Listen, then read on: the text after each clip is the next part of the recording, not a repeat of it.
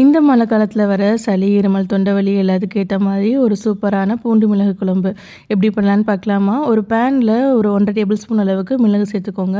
1 table spoon அளவுக்கு ஜீரகம், ஒரு கைப்பிடி அளவுக்கு கருவேப்பிலை இதெல்லாம் சேர்த்து நல்லா லோ ஃப்ளேம்லேயே வச்சு நல்லா வதக்கி விட்டுக்கோங்க.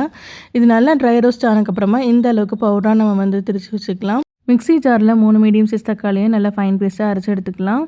மண் சட்டியை நல்லா ஹீட் ஆனதுக்கப்புறமா ஒரு 4லேருந்து 5 டேபிள் ஸ்பூன் அளவுக்கு நல்லெண்ணெய் சேர்த்துக்கோங்க. ஒரு டீஸ்பூன் அளவுக்கு கடுகு, அரை டீஸ்பூன் அளவுக்கு வெந்தயம், ஒரு 20 பல்லு பூண்டு, ஒரு 10லேருந்து 15 சின்ன வெங்காயம், ஒரு 2 வரமிளகாய், கொஞ்சமாக கருவேப்பிலை இதெல்லாம் சேர்த்து நல்லா வதக்கி விட்டுக்கோங்க. அப்புறம் ஒரு டீஸ்பூன் அளவுக்கு நம்ம பெருங்காயத்தூளும், ஒரு அரை டீஸ்பூன் அளவுக்கு மஞ்சள் தூள் எல்லாம் சேர்த்துக்கோங்க. நம்ம அரைச்சி வச்சுருந்த தக்காளியும் சேர்த்து நல்லா நம்ம அந்த பச்சை வடை போகிற வரைக்கும் நல்லா மிக்ஸ் பண்ணி விட்டுக்கோங்க. 2 டேபிள் ஸ்பூன் அளவுக்கு மல்லித்தூள், ஒரு டேபிள் ஸ்பூன் அளவுக்கு காஷ்மீர் மிளகாய் தூள் சேர்த்துக்கோங்க. சாதாரண மிளகாய் தூள் கூட நம்ம சேர்த்துக்கலாம், இல்லைன்னா நம்ம வீட்டுக்குள்ள மசாலா தூளும் சேர்த்துக்கோங்க. கப் அளவுக்கு தண்ணி சேர்த்து நல்லா மிக்ஸ் பண்ணிவிட்டு சின்ன லெமன் சைஸ் புளியும் சேர்த்து நல்லா மிக்ஸ் பண்ணி கொடுத்து மூடி போட்டு இந்த அளவுக்கு எண்ணெய் பிரிய விட்டுக்கோங்க.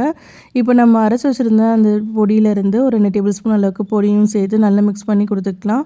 இப்போ ஒரு சின்ன சைஸ் வெல்லத்தை இதில் சேர்த்து நல்லா மிக்ஸ் பண்ணி கொடுத்துக்கோங்க. வெல்லம் சேர்க்க நல்லா காரம், புளிப்பு, இனிப்பு எல்லாமே நல்லா பேலன்ஸ் ஆகி வரும். இப்போ மூடி போட்டு நல்லா லோ ஃப்ளேம்லேயே விட்டு எடுத்திங்கன்னா ஒரு சூப்பரான பூண்டு மிளகு குழம்பு ரெடி. கண்டிப்பாக இந்த வெதருக்கு ரொம்பவே நல்லாயிருக்கும். ட்ரை பண்ணி பாருங்கள். இந்த ரெசிபி பிடிச்சிருந்தா மறக்காமல் லைக் அண்ட் ஷேர் பண்ணிக்கோங்க. என் பேஜை ஃபாலோ பண்ணிக்கோங்க. மறக்காமல் என்னோட யூடியூப் சேனல் சப்ஸ்கிரைப் பண்ணிக்கோங்க.